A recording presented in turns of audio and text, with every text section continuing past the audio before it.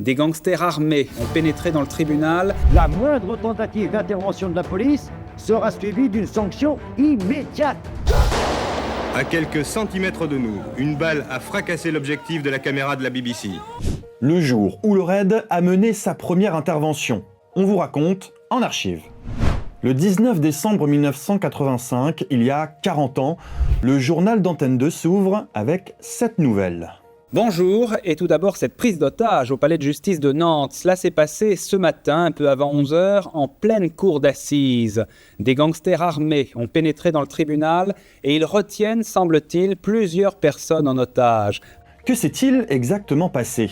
Ce 19 décembre 1985, Georges Courtois et Patrick Thiollet sont jugés pour hold-up, recel et association de malfaiteurs. Le premier, déjà condamné, fait figure de chef. Et dans un message en signe d'avertissement, il s'adresse à la cour. Messieurs les orienteurs, les éducateurs, les juges et les flics, faites votre devoir. Moi, je fais ma vie en dehors de vos règles. Messieurs, vous ne me condamnerez pas une nouvelle fois. Je vous le dis, la prison, c'est terminé pour moi. Et quelques minutes plus tard, à 10h45, c'est la stupeur dans la salle. L'un des complices de Georges Courtois, Abdelkarim Kalki, réussit à désarmer un policier et à pénétrer dans la salle d'audience. C'est cet homme sorti de prison il y a 3 semaines qui a introduit les armes à l'intérieur du palais de justice de Nantes. Il dit être un musulman intégriste et se réclame du mouvement palestinien Abou Nidal. Georges Courtois, Abdelkarim Kalki et Patrick Thiollet prennent 30 personnes en otage, dont les magistrats, les avocats, les jurés, mais aussi 15 étudiants venus assister au procès. Les exigences sont floues. À 11h, dans une scène incroyable captée par une caméra de France 3, Georges Courtois, décontracté et cigare à la main, se met en scène. Il menace les jurés et l'avocat général, Philippe Varin. La moindre tentative d'intervention de la police sera suivie d'une sanction immédiate dans la seconde qui suit. Quand ça tire une balle dans la tête de quelqu'un, il ne reste plus que les épaules. La tête s'en va, hein ? Bien. C'est avec ça que la police tire sur les gangsters. Par conséquent, notre but essentiel est de nous en aller, monsieur Varin. Je m'excuse, mais votre compagnie ne m'est pas vraiment désagréable, mais je suis obligé de partir. J'aimerais bien savoir quel effet ça vous fait d'être venu pour juger quelqu'un et finalement de vous retrouver en position d'être jugé à votre tour. La prise d'otage attire les journalistes du monde entier. Les 3 grandes chaînes américaines ABC, NBC et CBS ne s'y sont pas trompées. Une équipe qui tournait un sujet sur le foie gras dans le Périgord a précipitamment pris la route pour Nantes. Une journaliste, sortie tout droit de Dynasty, demande à un témoin de lui refaire le son en anglais. D'une fenêtre du palais de justice, des rouleaux de photos sont lancés. Les journalistes de France 3 entrent et sortent du palais, à la fois spectateurs et acteurs. La presse, c'est exceptionnel, est en même temps dehors et dedans. À midi, alors que la prise d'otage dure depuis 1 heure, la nouvelle unité d'élite de la police nationale arrive sur place.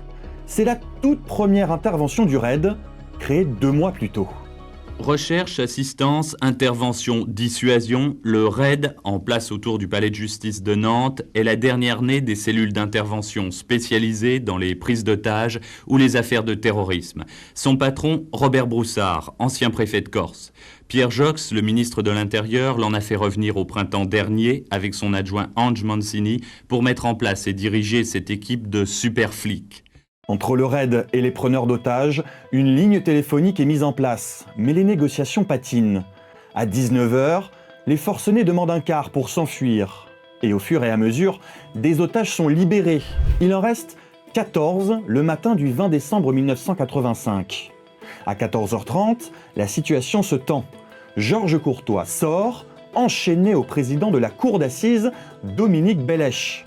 C'est là qu'il vise les journalistes présents devant le tribunal. Georges Courtois, hors de lui, avait vidé le barillet de son revolver 357 Magnum sur les policiers, les journalistes, s'en prenant plus particulièrement aux télévisions.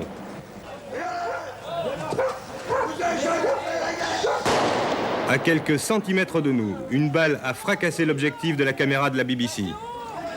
45 minutes plus tard, à 15h15, les 3 forcenés sortent. Ils se sont enchaînés aux 4 derniers otages. Devant le tribunal de Nantes, une voiture les attend. Les 7 hommes prennent place dans la Renault Espace mise à leur disposition. Direction l'aéroport de Nantes. La Renault Espace sera suivie en permanence par 5 à 6 voitures de policiers et des motards.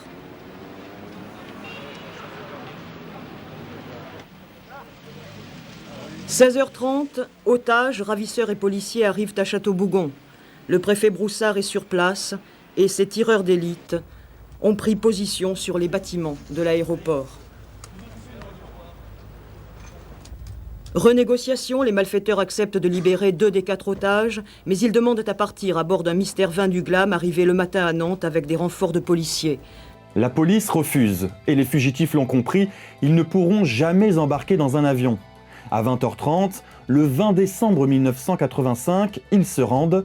La prise d'otage aura duré 34 heures. Une fin pacifique, un premier succès pour le RAID, le nouveau groupe antiterroriste de la police nationale. Succès aussi pour son créateur, le commissaire Broussard, et surtout pour la méthode Broussard. C'est un véritable corps à corps psychologique. Il faut savoir parlementer, négocier, ne pas brusquer les événements, de savoir dédramatiser, obtenir progressivement que l'on relâche des otages.